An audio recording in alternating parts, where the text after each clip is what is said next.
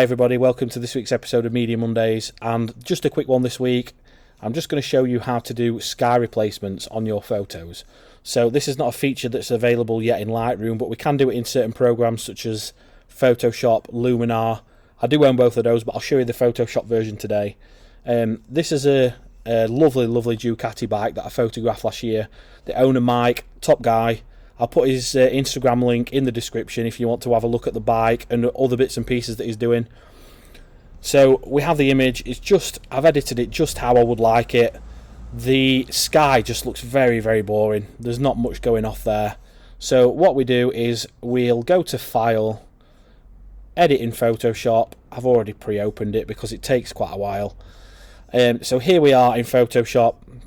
So the thing to be doing is we go to select. You'll have all your image here on screen. You go to select and then select sky. It usually does a very good job of working out the sky, so it's masked all around there and all the way around this building. That's all we need to do. We just go to edit, sky replacement, and then you have a drop down menu here with different sky replacements in. So there's all sorts. There's things like sunsets. What you just have to be very careful of, obviously using something like this, in Luminar there's a way to blur this sky so it matches so it matches this sort of area, because this would just look very weird how you've got the bike in focus, the sky's in focus, but the building and all the background are out of focus. So you just have to be very careful about which one you use. You can use the blur tool here, but I found that it just doesn't work very well blurring the skies using the blur tool, even on the strongest setting. So what I tend to do is I tend to try and find a sky that is not going to make a difference. You're not going to be able to tell. So just something like that. So you have different things here. So you've got bars where you can shift the edge so it's a lot crisper and it masks a lot more closely to this background. And you can fade the edge very slightly as well. So we can do that so it fades the edge of the buildings and the sky more into each other.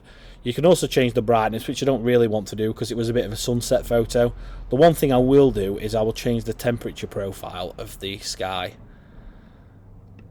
So the more we drag it to this side, the more you can see. You end up with a nice golden background, maybe a little bit less, maybe there.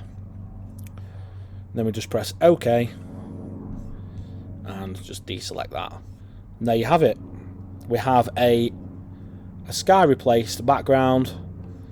I think it looks relatively nice compared to just the grey background that it was before. So if you want to, click on the subscribe button. There will definitely be more Photoshop Lightroom tips coming up in future. Thanks guys, see you next week.